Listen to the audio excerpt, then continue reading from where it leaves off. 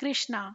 पद्म पुराण में स्वयं कृष्ण जी ने कहा है, एकादशी और कार्तिक व्रत मुझे बहुत ही प्रिय हैं। कार्तिक में स्नान, जागरण, दीपदान तथा तुलसी के पौधे की रक्षा करने वाले मनुष्य साक्षात भगवान विष्णु के समान हैं।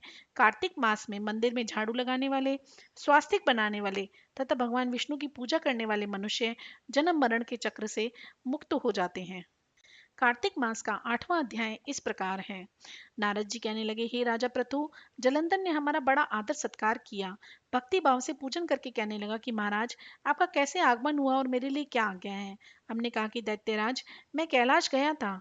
वहां पार्वती सहित अवधूत शिव और उनका वैभव देखा तो चकित हो गया कि क्या ऐसा वैभव और कहीं भी हो सकता है। ऐसा विचार कर तीनों लोकों में भ्रमण करता हुआ यहाँ पर आया हूँ।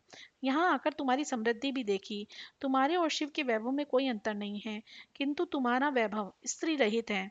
भस्म लेपन करने वाले, राग रहित कामदेव के शत्रु शिव के पास स्त्री रत्न जैसी पार्वती है। वैसे भी यद्यपि तुम्हारे पास अनेक सुंदरियां हैं, परंतु उनमें से कांतिमान पार्वती की तुलना कोई नहीं कर सकता।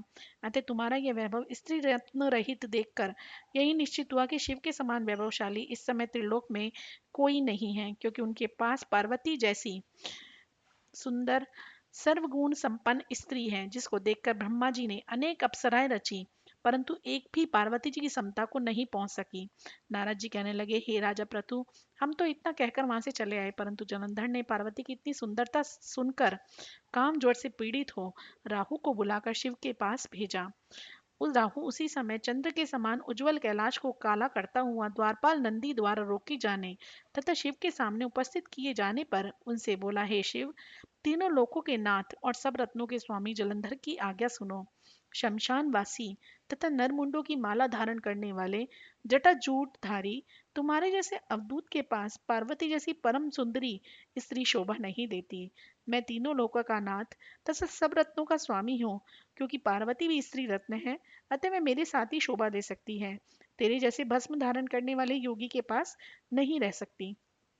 नारद जी कहने लगे, हे राजा प्रथु, राहु के इतना कहते ही श्री शिव जी ने अपनी भ्रकुटी में से एक अति भयंकर ऐसे पुरुष को उत्पन्न किया, जिसका सिंह के समान मुख, जलती हुई अग्नि के समान लाल लाल नेत्र और शरीर पर खड़े हुए बड़े बड़े बाल थे।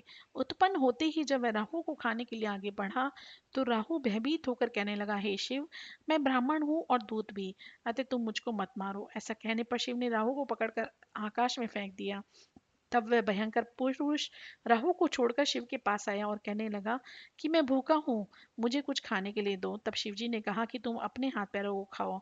जब वह हाथ पैरों को खाता हुआ सारे धड़ को खा गया, केवल मुख ही बचा, तब शिव जी ने प्रसन्न होकर कहा कि आज से तुम्हारा नाम कीर्ति मुख होगा और तुम हमारे द्वारपाल होगे। पहले तुम्हारी पूजा होगी, तुम्हारी पूजा बिना हमारी पूजा निष्फल होगी। उधर राहु आकाश में जाकर बर्बर देश में गिरा। राहु की ऐसी दशा देखकर जलंधर को बड़ा क्रोध आया और वह दैत्यों की 1 करोड़ सेना लेकर अपनी पुरी से बाहर निकला। बाहर निकलते ही सामने एक आंख वाले शुक्राचार्य और अंगहीन राहु मिले। इनके अतिरिक्त और भी अनेक अपशगुन हुए, परंतु वह रुका नहीं। तब दैत्य सेना सारे आकाश में छा गई। जब देवताओं ने जलंधर को कैलाश पर चढ़ाई देखी, तो छिपकर शिव जी महाराज को खबर दी। श्री शिव जी ने उसी समय विष्णु भगवान का स्मरण किया। स्मरण करते ही भगवान वहां आकर उपस्थित हो गए। तब शिव जी ने कहा कि भगवान, आपने देवताओं को पीड़ा देने वाले इस दैत्य को मारा क्यों नहीं? इतना ही नहीं, आप वहां जाकर उसके घर में विराजमान क्यों हो गए? तब विष्णु कहने लगे, आपके अंश से उत्पन्न हुआ है और लक्ष्मी जी का भाई है, इसी कारण हमने इसको नहीं मारा। यह आपके हाथ से ही मारा जाएगा। तब शिव जी बोले, तेजस्वी दैत्य, हमसे नहीं मारा जाएगा। आप सब इसको मारने के लिए अपना अपना तेज दीजिए। तब विष्णु सहित सब देवताओं ने अपना अपना तेज दिया। इसके बाद शिव जी ने उस तेज को इकट्ठा करके ज्वालामाली सुदर्शन चक्र बनाया और एक वज्र बनाकर जलंधर से युद्ध करने को तैयार हुए। शिवजी के भूतगणों की सेना में समस्त देवगण भी आकर सम्मिलित हो गए। उधर कैलाश के निकट जलंधर ने अपनी सेना लेकर आ पहुंचा। इधर कीर्तिमुख, नंदी आदि सब गण और देव सेना भी मैदानों में आ डटी। तब जलंधर और देवताओं का ऐसा घोर संग्राम हुआ कि जिससे सारा विश्व कंपायमान हो उठा। युद्ध में जितने भी दैत्य मारे जाते थे, उन सबको दैत्य गुरु शुक्राचार्य जी अपनी संजीवन विद्या से जीवित कर देते थे। यह देखकर भूतादिगण भागकर शिव जी के पास गए और उनको संपूर्ण वृत्तांत सुनाया। तब शिव जी ने अपने मुख से महाभयंकर ताल जंघा, जिसका मुख पर्वत की कंदरा के समान था, एक कन्या उत्पन्न की। वह कन्या दैत्यों को खाती हुई शुक्राचार्य को उठाकर एकदम अलोप हो गई। तब दैत्यों को शिवगण बुरी तरह से मारने लगे। गणों की इस मार से घबराकर दैत्य सेना भागने लगी। दैत्य सेना को इस प्रकार भागते देखकर जलंधर के सेनापति शुंभ और निशुंभ तथा कालनेमी आगे आए। इनको देखकर दैत्यों ने अनेक प्रकार से देव सेना पर प्रहार किया, जिससे देवसेना मार खाकर भागने लगी। तब गणेश और शुंभ का महाघोर युद्ध हुआ। इस बार अपनी सेना को भागती देखकर जलंधर स्वयं रण क्षेत्र में आ गए। देवसेना की ओर से वीरभद्र अनेक प्रकार के प्रहार जलंधर पर करता रहा। तब जलंधर ने क्रोध में आकर अपना परिध उस पर दे मारा और उसके रथ की पताका काट दी। साथ ही जलंधर ने बाण वर्षा करके देवसेना में भगदड़ मचा दी। अपनी सेना की ऐसी दशा देखकर स्वयं शिवजी बैल पर चढ़कर युद्ध के लिए आए और आते ही दैत्य सेना पर बाणों के तीव्र प्रहार कर दिए। इस प्रहार से दैत्य सेना सब प्रकार भागने लगी। जैसे कार्तिक मास के व्रत से पाप भाग जाते हैं, उसी समय शिवजी ने अपने बाणों के प्रहार से खडर रोमा का सिर काटकर पृथ्वी पर गिरा दिया।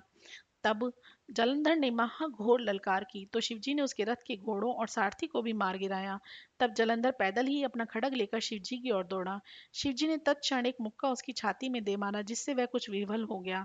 इस प्रकार जब दैत्यों ने देखा कि शिव अजय हैं, तो उसने गंधर्व माया रची। गंधर्व और अप्सराएं नाचने और गाने लगी। शिवजी भी इस माया के जाल में फंस गए और नाचने और गाने लगे।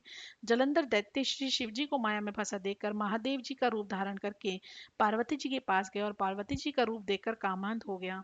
पार्वती जी महादेव को आया देखकर खड़ी हो गई, परंतु तत्काल ही राक्षसी माया समझकर वहां से अंतर्ध्यान हो गई। तब जलंधर पुनः युद्ध भूमि में आया। उधर जलंधर के जाने के बाद पार्वती जी ने भगवान विष्णु का स्मरण किया। तब भगवान विष्णु ने वहां उपस्थित होकर पार्वती जी को आश्वासन दिया। भगवान विष्णु ने सोचा कि जलंधर ने स्वयं अपनी मृत्यु का रास्ता बता दिया है। वह दुष्ट वृंदा के पतिव्रत धर्म होने के कारण ही मृत्यु को प्राप्त नहीं हो रहा। अतः देवताओं के कार्य तथा भक्तों की रक्षा करने के लिए हमको ही वृंदा के धर्म को भंग करने का घोर कर्म करना होगा। ऐसा करने पर ही इस दुष्ट की मृत्यु होगी।